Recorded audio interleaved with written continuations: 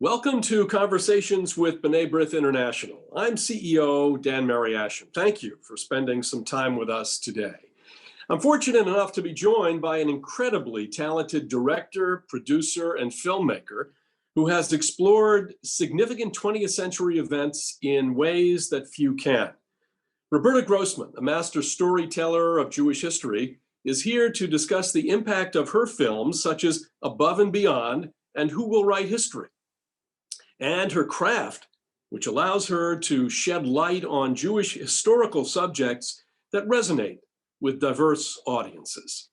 In our conversation today, Ms. Grossman and I will dive into the essential role of film in Jewish memory and Jewish history, the Oyneg Shabes-Ringelblum Archive, and her receiving the 2020 Jewish Peoplehood Award from Taube Philanthropies for her work fostering pride in Jewish identity and heritage for new generations. Roberta, welcome, and thank you for spending some time with us today. We're excited to have you here. Thank you very much. I appreciate the invitation to talk with you today. Well, let's first talk about you, the professional, the director, the producer. Where does your filmmaking inspiration come from, and how do you choose the topics that you explore?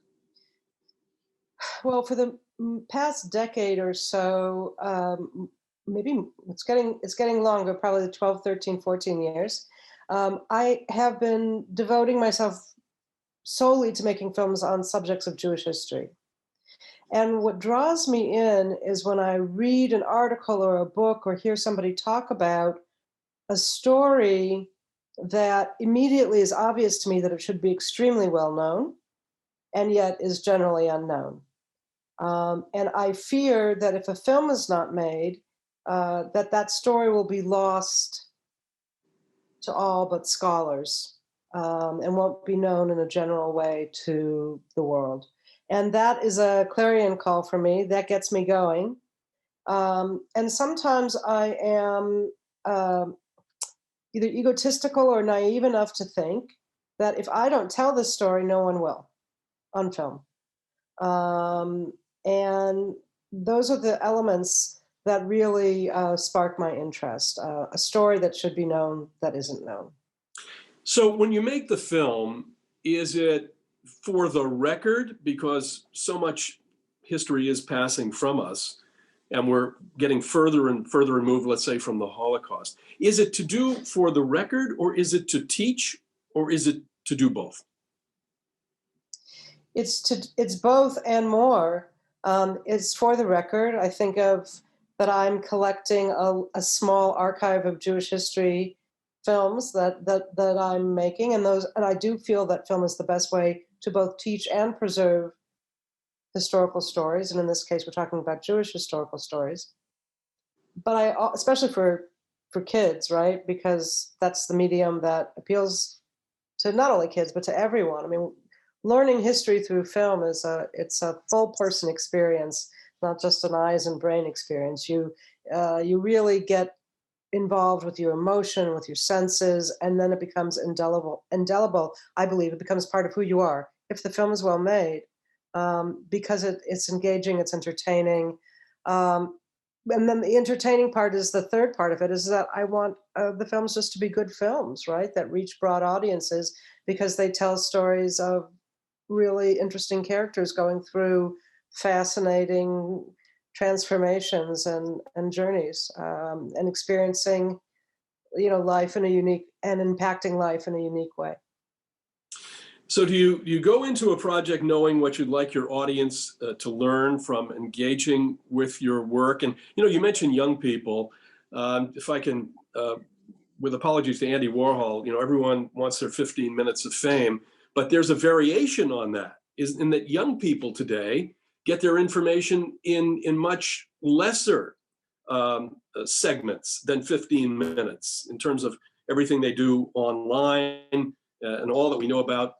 Children are raised with video games and so forth. So how do you judge your audience today when you're making your film, when you're thinking about the film?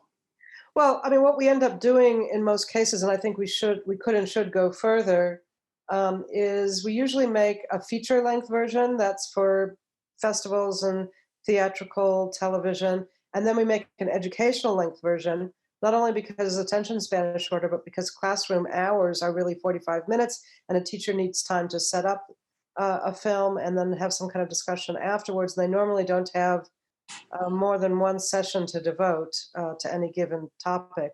So we usually end up cutting an educational version of the films that are about 40 minutes long. The shorter, the better.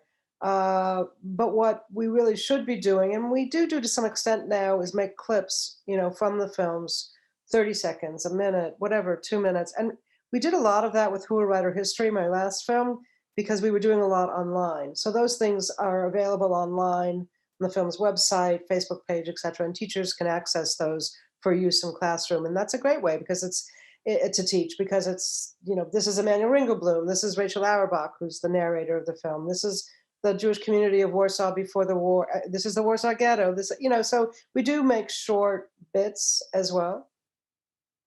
You often, it seems, more so than when you began your career, focus on Jewish memory and Jewish history, whether it's Blessed is the Match, the life and death of Hannah Senesh, Hava Nagila, the movie, or several others. And your work spans large parts of the Jewish experience. What continues to draw you to Jewish themes and Jewish stories? And why do you view your 5 feature films as an accessible archive of 20th century Jewish history? Well, I view it as an accessible archive because films are accessible. If you haven't figured out a way to simplify the story enough to tell it in 90 minutes or so, you haven't succeeded in making a film. You've made something that will never be seen. So in the act of condensing and still telling a compelling story, it becomes accessible just by the fact that it has gone through this intense several-year process of distillation. And your first question was, what draws me to Jewish stories? Because you said that you believe, you've said that very few histories are as compelling as the Jewish story. And I happen to agree with that. So I'd like to hear more about that. Well, it's compelling to me because I'm a Jewish person who's interested in Jewish history. So it's, compelling to me. I'm glad to hear that it's compelling to you as well. I think it is to a lot of Jewish people, just because the Jewish story is so extraordinary. Because it extends over thousands of years and so many ups and downs and so many countries. For Hava Nagila, the movie, I interviewed a really brilliant scholar, Josh Kuhn, and he said Jews were like tofu. No, he was talking about Hava Nagila, but it's true of Jews too. He said that Hava Nagila is like tofu. Wherever it is in the world, whether if it's in India or Mexico or Japan, wherever it is, it takes on the flavors of the country where it's found, but it's still tofu. And it's the same thing, I think that was true of Hava, and I think that's true of the Jewish people as well. And it's pretty interesting because it scoops up all of history in the last couple thousand years. Well, one film that you've explored Jewish themes is Above and Beyond, which is a 2014 documentary that you directed and co-produced with Nancy Spielberg about the Jewish American World War II era pilots who volunteered to fight for Israel in the 1948 War of Independence. Nancy Spielberg is, of course, from the noted filmmaking family. We held a screening of Above and Beyond in 2015 with Nancy Spielberg and yourself. You came to our meeting. Talk to us about the film, which I found personally moving, why you chose to direct it, and why a story like that one in documentary form is so important. I think I'm going to answer the last question first. I think that the great thing about doing it in documentary form is you get to meet the pilots. And in a book, you would meet them, but you wouldn't have the force of their personalities, which were quite wonderful. When Nancy first approached us about working on the film with her, she was quite passionate about it, and that was one reason to become engaged. But the other thing was that, I thought at the time that, oh God, the subtitle of this film is going to be old guys talking, and it's not going to be interesting. And then I started, but then I convinced, when I agreed to do it, or I was afraid it wouldn't be interesting. When I agreed to do it, and I started interviewing, what we call emergency interviews, which is interviewing old people right away, no hesitation. Um, the guys were just so fabulous. They were such great storytellers. They were such great people. They had done something so extraordinary, but had never talked or bragged about it. That's what you get in a doc rather than on a page. Is you feel like you're with the people whose story it is, and that's really wonderful. Well, the way I reacted to it was that you presented really the nexus of the Israel diaspora relationship. By bringing these pilots together, you were touching on that, they say in Yiddish, that pintele yid that exists, that Jewish spark that exists in every Jew. And here it played itself out by flying in this nascent Israeli Air Force. It really was, I think, really an amazing documentary. And the story, I asked you before we went on to begin this program, I asked you how many of these pilots are still living, and you told me that only one is left. And how important it was that you got those stories down, because at some point there will be none left, and it's such really a tremendous story. Yeah, I agree with you. The emergency interviews are all important, both for a film and for an archive.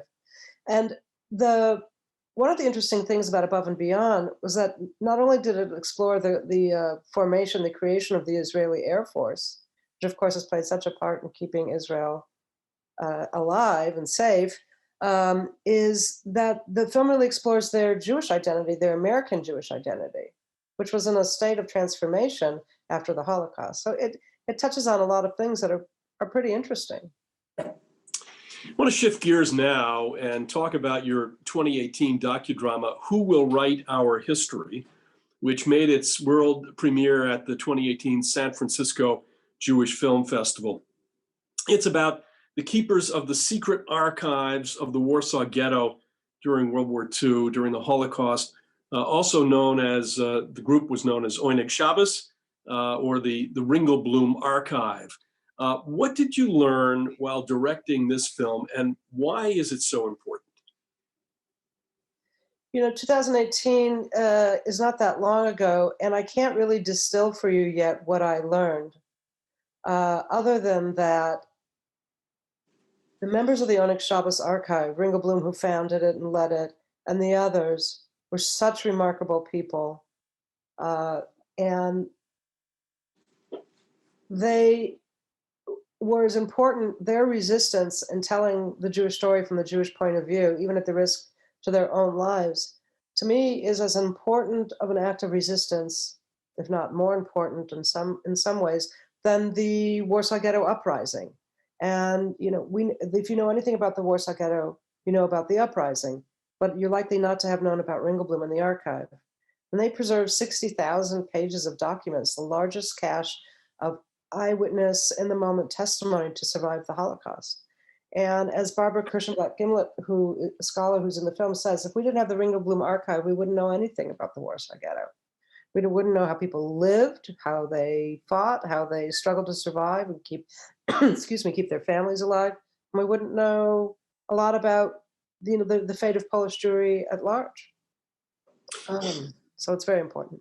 So what does it tell you about the Jewish will to live, the Jewish tradition of telling the story?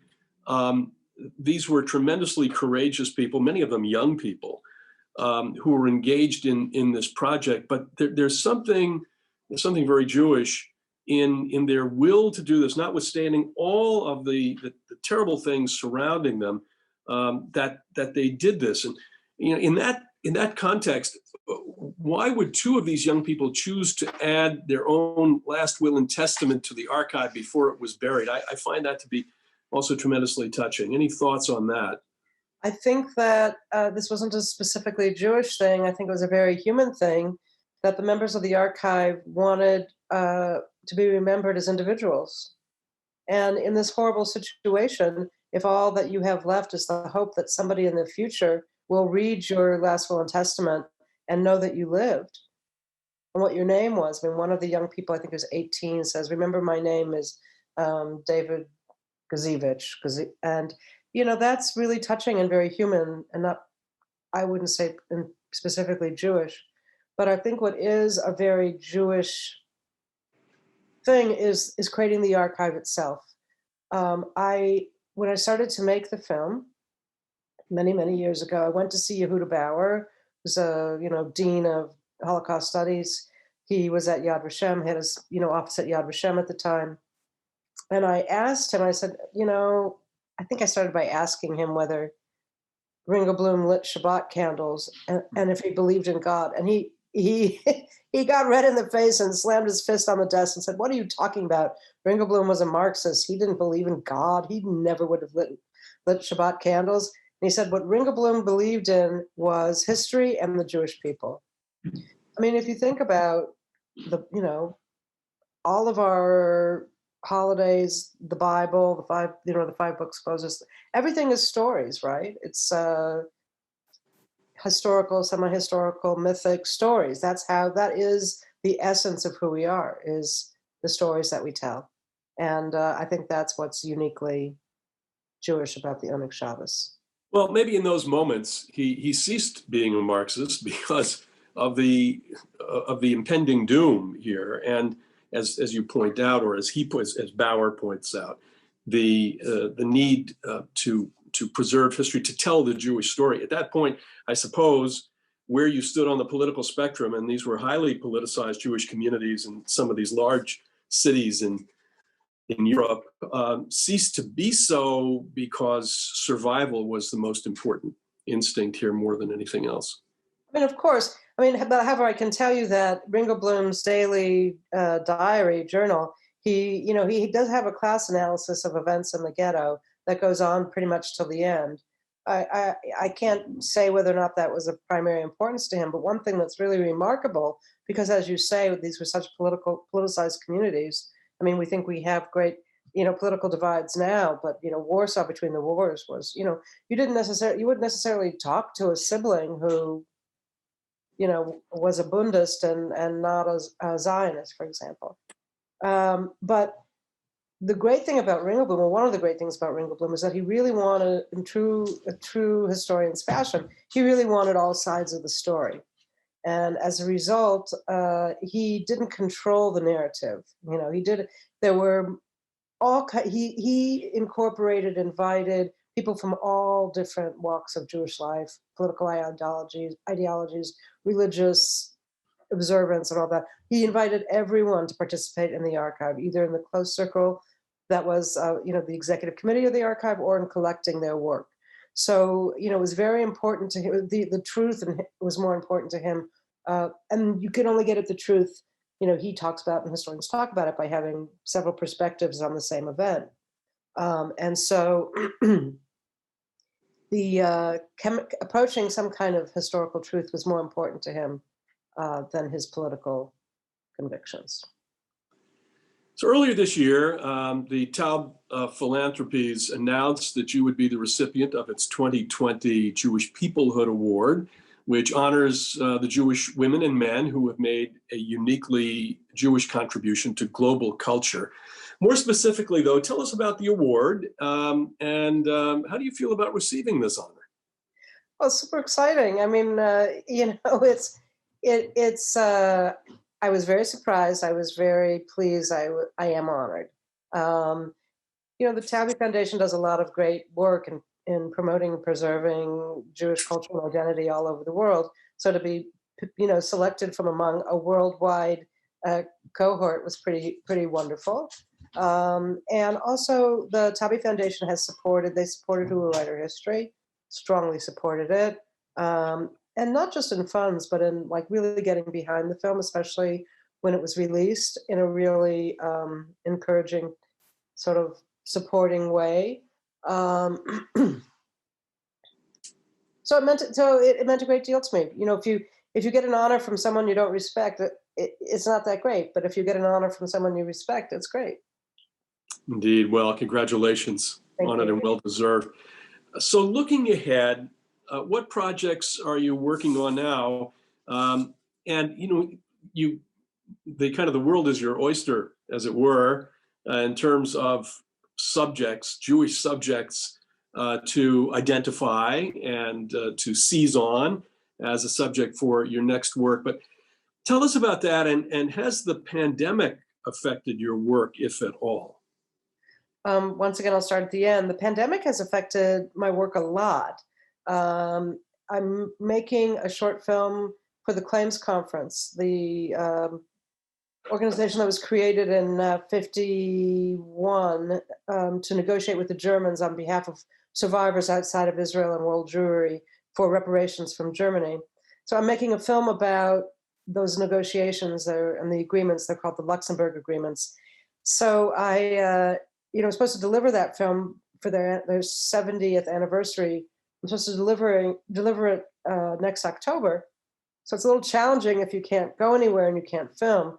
So working with a really smart team here in LA, we've been sending equipment, including computers, monitors, and film equipment, cameras, etc., to people's homes and remotely interviewing them. So somebody will see me just as you do now, and I'll be doing the interview, but there's professional cameras there in the room with them. So we've been doing that. But I mean, there's work that I'm going to be doing those kind of interviews in Israel, in Germany, in Australia, with survivors and scholars and people who, dignitaries. So in terms of what's happening now or what's on the horizon, I'm working with Dr. Susanna Heschel, who's chair of the Dartmouth Jewish Studies Department, on a film about her father. And Nancy Spielberg and I are producing with Laura Bialis a film that Laura's directing about the photographer Roman Vishniak. And along with support from the Righteous Persons Foundation, I am launching, along with Carolyn Labresco, who was a senior programmer at Sundance for 19 years, we're launching a funding organization that will be formally announced in February to fund filmmakers telling Jewish stories. Well, all of the subjects that you've mentioned are really intriguing. I was present in Luxembourg 20 years ago for the 50th anniversary of the Claims Conference. B'nai B'rith is a founding member organization on the board of the Claims Conference, and it's a remarkable story. It is. To tell, and I was present, I think, at a board meeting of Claims Conference where you announced this, or you spoke about it.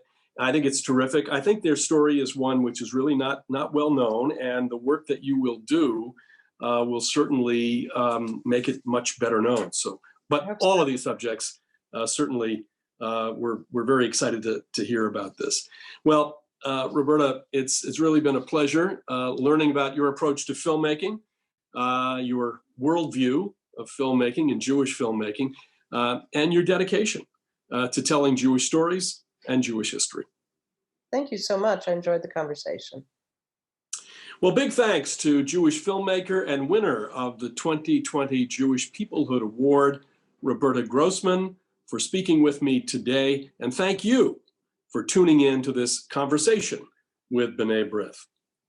If you like what you've heard, make sure you never miss a program by subscribing to the B'nai B'rith YouTube channel and liking us on Facebook. And be sure to visit our website, bnaibrith.org, to learn more about our important work. See you again soon. Take care, everyone.